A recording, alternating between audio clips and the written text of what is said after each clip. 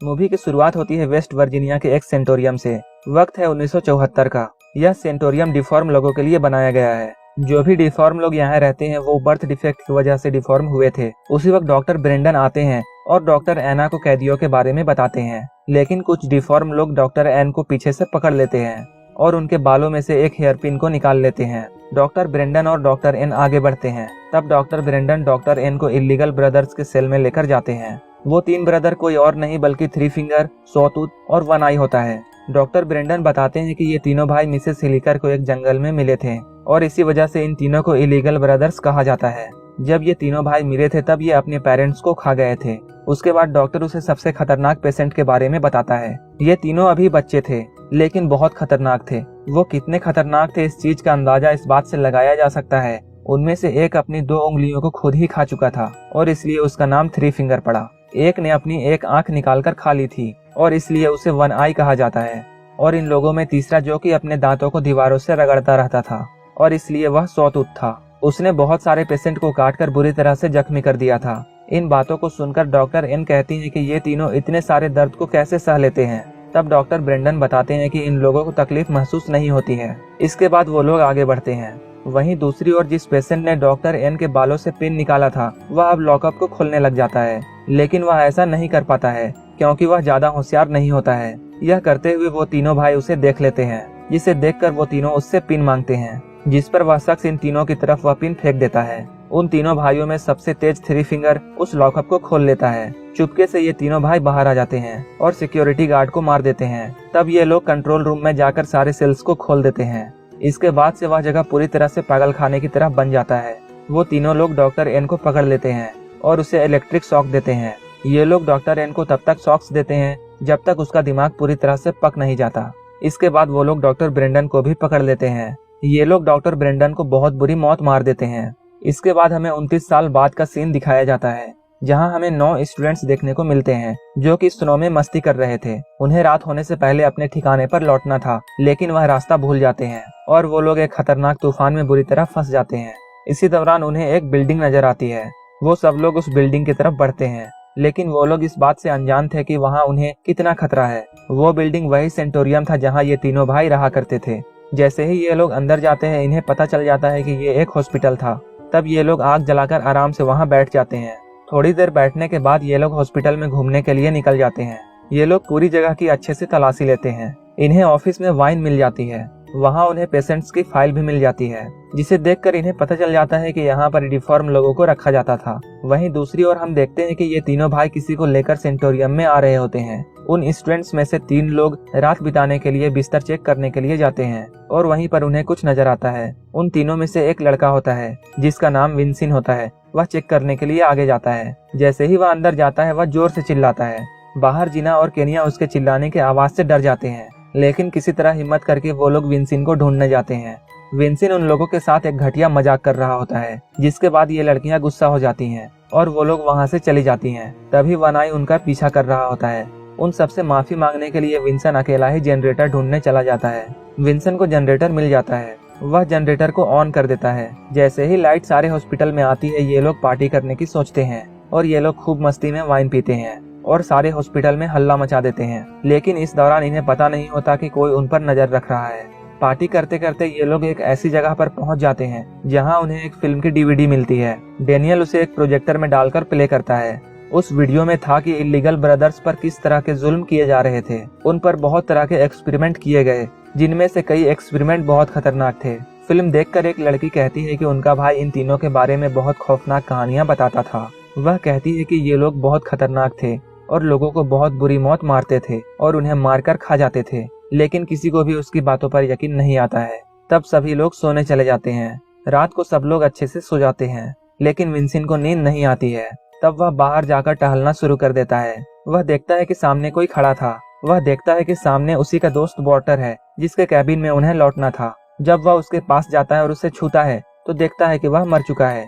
वह जैसे ही पीछे मुड़ता है सॉटूथ उसके सामने आ जाता है और एक आयरन रोड उसके सर पर घुसा देता है और उसे जान से मार देता है। अगले दिन सुबह हो चुकी होती है लेकिन तूफान अब तक नहीं थमा था। वहाँ विंसिन मिसिंग था इसलिए जैना विंसिन के बारे में सब लोगों से सवाल करती है लेकिन किसी ने भी उसको नहीं देखा था। इसके साथ साथ उन लोगों का सारा सामान भी गायब हो चुका था। लेकिन वो लोग सोचते हैं कि शायद विंसिन इस बार भी कोई मजाक कर रहा है। सारे लोग विंसिन को ढूंढना शुरू कर देते हैं। उनमें से 4 स्टूडेंट्स बेसमेंट की तरफ जाते हैं। वहाँ उन्हें एक अजीब तरह का केज मिलता है जहाँ बहुत तरह के खतरनाक हथियार रखे होते हैं। जब वह आगे बढ़ते हैं तब उन्हें सारे सेल्स मिल जाते हैं जहाँ इन तीनों इलीगल ब्रदर्स को रखा गया था। कुछ दूर आगे बढ़ने के बाद वो देखते हैं कि वहाँ बहुत सारा खून लगा हुआ है, जिसे देखकर वो लोग डर जाते हैं। बेसमेंट काफी बड़ा होता है, इसलिए वो लोग अलग अलग हो जाते हैं और विंसिन को ढूंढने लगते हैं। अलग होने के बाद जेना किचन में जाती है जहाँ वह देखती है कि सॉटूथ बोर्टन के टुकड़े कर रहा है। तभी थ्री फिंगर वहाँ आकर सॉटूथ को वहाँ से ले जाता है। यह सब देखकर जेना भी वहाँ से जल्दी से भाग जाती है। वह उन लोगों के पास आकर सब कुछ बताती है। तभी वॉटर के जैकेट में कुछ उनके सामने आकर गिरता है। केनिया उसे चेक करने के लिए जाती है। जैसे ही वह उस जैकेट को खोल कर देखती है तो वहाँ वॉटर का कटा हुआ सर होता है। ये तीनों उसका सर देखकर काफी डरे हुए होते हैं। तभी ये तीनों भाई क्लियर के गले में तार डालकर उसे ऊपर खींच लेते हैं। तब काइल जल्दी से आकर उसे पकड़ लेता है। वह उसे बचाना चाहता है, लेकिन उसके खून से वह पूरी तरह नहा जाता है। इतनी कोशिश करने के बाद भी वह काइल को नहीं बचा पाता है। उसका सर धड़ से अलग होकर गिर जाता है। यह देखकर वो लोग वहाँ से भागने की कोशिश करते हैं, लेकिन उनकी स्नो मोटर्स चल नहीं रही थी क्योंकि इन तीनों भाइयों ने स्नो मोटर्स की स्पार्क प्लग निकाल दी थी। यह सब होता देख इन लोगों को कुछ भी समझ नहीं आ रहा था कि अब क्या किया जाए। उन्हीं में से एक लड़की जिसका नाम लॉरेन होता है, वह स्केट चैंपियन थी। वह डिसाइड करती है कि स्केटिंग करते हुए वह मदद मांगने के लिए आगे जाएगी। तब वह मदद लाने के लिए वहाँ से चली जाती है। बाकी सबके पास गर्म कपड़े नहीं थे। गर्म कपड़े नहीं होने के कारण ये लोग आगे नहीं जा पाते हैं। तब ये लोग इंचार्ज ऑफिस में खुद को लॉक करने का प्लान बनाते हैं। तब ये लोग जल्दी से भागकर ऑफिस में जाते हैं और खुद को अंदर से लॉक कर लेते हैं। अपनी सेफ्टी के लिए इन लोगों के पास कुछ नहीं था। बेसमेंट में इन लोगों ने बहुत सारे हथियार देखे थे, इसलिए कुछ लोग उन हथियार को लाने के लिए नीचे जाते हैं। वहाँ पर थ्री फिंगर इन लोगों के पीछे पड़ जाता है। तब ये तीनों जल्दी से जाकर एक केज में छुप जाते हैं। जब थ्री फिंगर वहाँ से चला जाता है तब ये लोग बाहर निकलते हैं और वहाँ से बहुत सारे हथियार ले जाते हैं। दूसरी तरफ वन आई ऑफिस के दरवाजे में छेद करके केनिया को पकड़ लेता है। वहीं पर एक दूसरी लड़की सोतूत के हाथ में ब्लेड मारती है। तब सोतूत उसे छोड़ देता है। इधर ये तीनों बेसमेंट में से भाग रहे होते हैं। सबसे पीछे डेनियल होता है। तभी सोतूत डेनियल को पकड़ लेता है और उसे किचन की तरफ ले जाता है और वहाँ ले जाकर उसे बांध देता है। जब ये लोग ऑफिस पहुँचते हैं तब देखते हैं कि डेनियल उनके पीछे नहीं है। इधर ये तीनों भाई डेनियल को जिंदा ही काट रहे होते हैं, जिसकी चीखें सब लोग सुन सकते थे। इन लोगों के ऑफिस में बहुत बहस होती है और लास्ट में ये सब लोग उसे बचाने के लिए चले जाते हैं। तब काइल देखता है कि ये तीनों भाई उसके मसल्स को काटकर उसे तेल में फ्राई करके खा रहे थे। यह देखकर वे लोग सोचते हैं कि वो डेनियल को नहीं बचा सकते हैं। तब वो लोग डिसाइड करते हैं इन तीनों ब्रदर्स को वो लोग ट्रैप में फंसाएंगे। ये सोचते हुए ये लोग उन पर अटैक कर देते हैं और उन्हें एक सेल में बंद कर देते हैं। तब काइल उन्हें जलाकर मारने का फैसला करता है, लेकिन केनिया उसे ऐसा करने से रोक देती है। केनिया काइल से रिक्वेस्ट करती है कि वह इन्हें नहीं जलाए। तब काइल इस जेल के किनारे पहरा देने के लिए रुक जाता है और ये सारे लोग जाकर सो जाते हैं। इन लोगों को उसी सेल में लॉक किया गया था जहां ये लोग 29 साल पहले लॉक थे। उन लोगों के लिए सबसे अच्छी बात यह थी, जिस पिन से इन लोगों ने उस लॉक को खोला था वह पिन अभी भी वहीं पड़ी थी।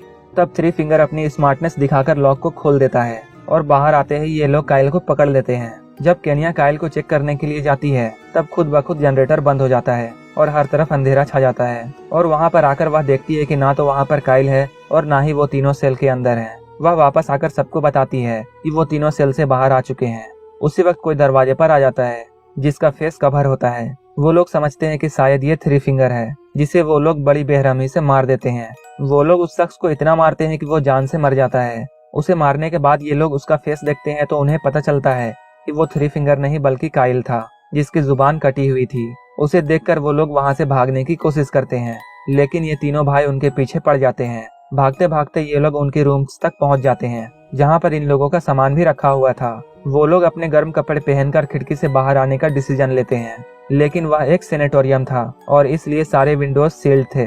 और वहीं पर उन्हें एक टूटी हुई खिड़की मिलती है, लेकिन उस खिड़की के पीछे बहुत सारी बर्फ जमी हुई थी। सारा उस बर्फ को हटाने लगती है, लेकिन उसी वक्त वो तीनों भाई भी वहाँ पहुँच जाते हैं।